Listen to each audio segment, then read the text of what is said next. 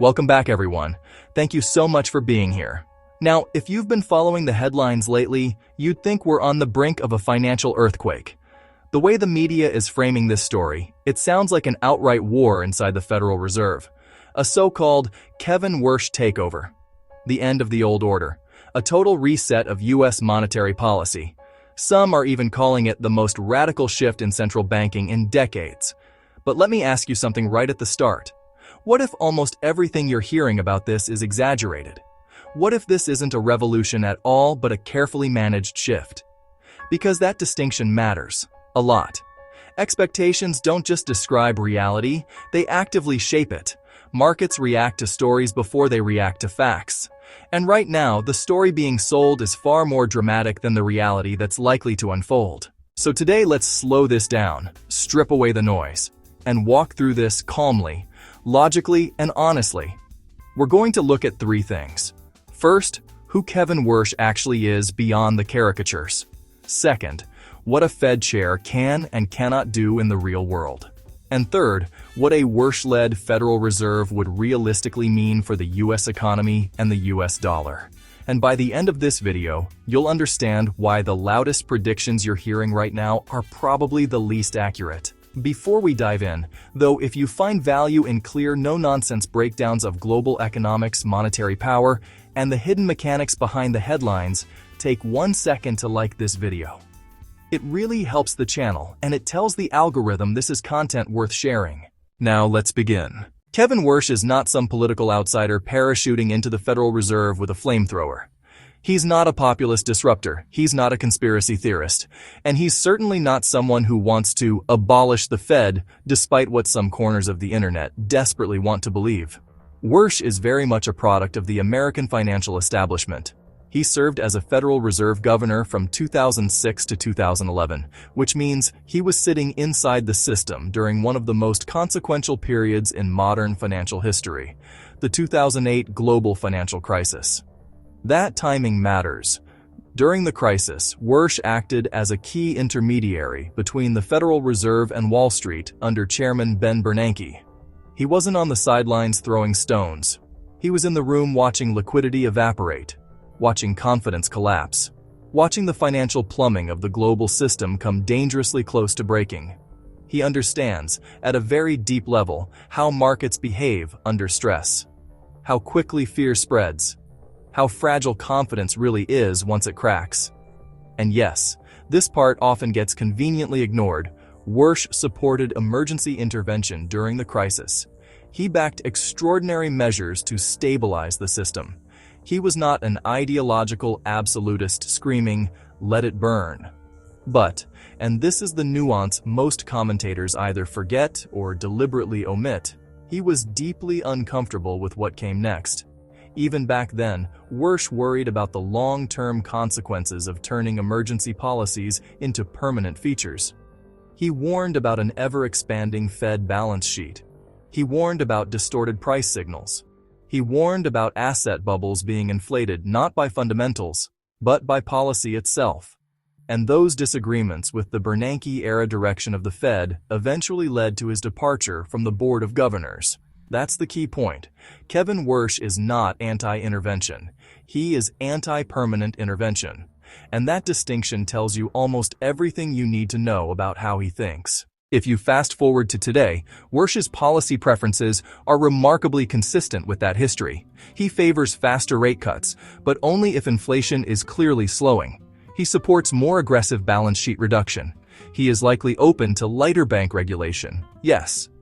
And he places more emphasis on real economic growth and productivity rather than endlessly backstopping financial markets.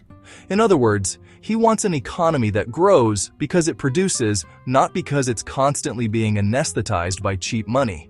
Now, this is where a lot of commentary goes completely off the rails, because people start talking about the Fed chair as if he's some kind of monetary dictator.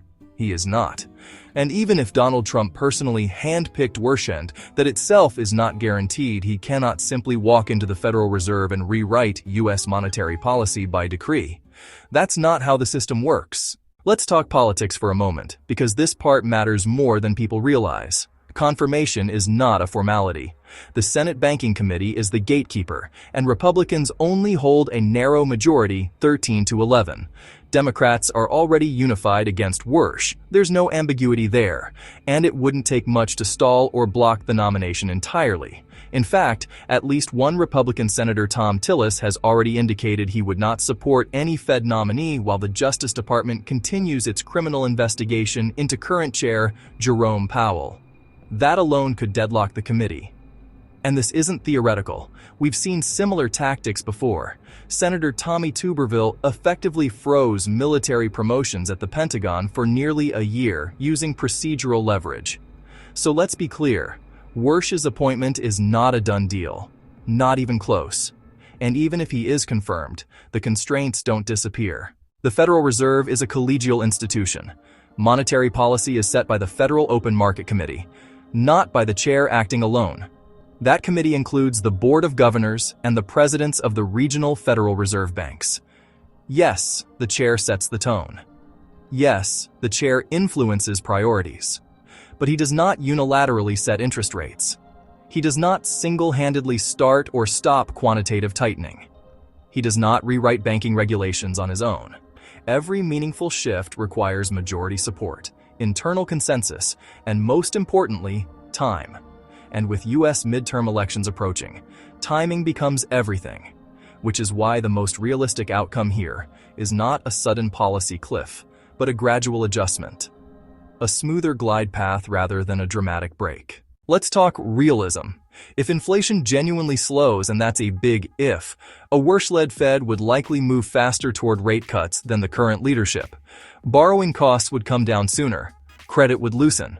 But at the same time, Worsh would almost certainly push harder to drain excess liquidity from the system through balance sheet reduction.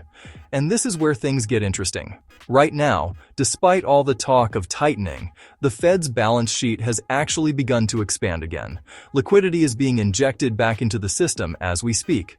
A Worsh Fed would try to reverse that. Cheaper credit, but fewer speculative excesses. Stimulus for the real economy without reigniting massive asset bubbles. In theory, it sounds sensible.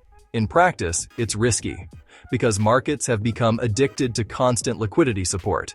And even a gentle withdrawal can trigger instability. Remove the safety net slowly, and people still panic when they realize it's shrinking.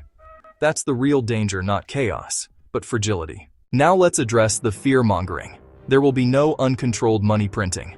The Fed will not become a direct tool of budget financing. The US dollar will not be deliberately sacrificed to boost exports, and the Federal Reserve will not be abolished. Despite what some YouTube thumbnails and viral posts want you to believe. The reason is simple. The dollar is still the backbone of the global financial system. Yes, it's weakening. It lost nearly 10% of its value in 2025 alone. But any reckless move would immediately show up in higher bond yields, capital flight, and financial instability right before US midterms. Ask yourself, can any administration afford that? The answer is no. In a political environment favorable to Donald Trump, the Fed's role would be complementary, not revolutionary. Trump's economic agenda leans heavily on tariffs, aggressive fiscal spending, deregulation, and above all, cheaper credit. That's why he wants rates down. A Worsh-led Fed wouldn't fight that agenda head-on. It would quietly help enable it without blowing up the system in the process. Which brings us to the final point. Kevin Worsh does not represent a monetary revolution. He represents continuity with a different emphasis, and sometimes that's far more consequential in the long run. Now I want to hear from you. Do you think a Worsh-led Federal Reserve would stabilize the system or make it more fragile? Is this a smart correction or just another delayed reckoning? Drop your thoughts in the comments. I read them, and the best discussions always happen there. And if you made it this far, make sure you're subscribed so you don't miss what comes next, because this story is far from over. Thank you for watching.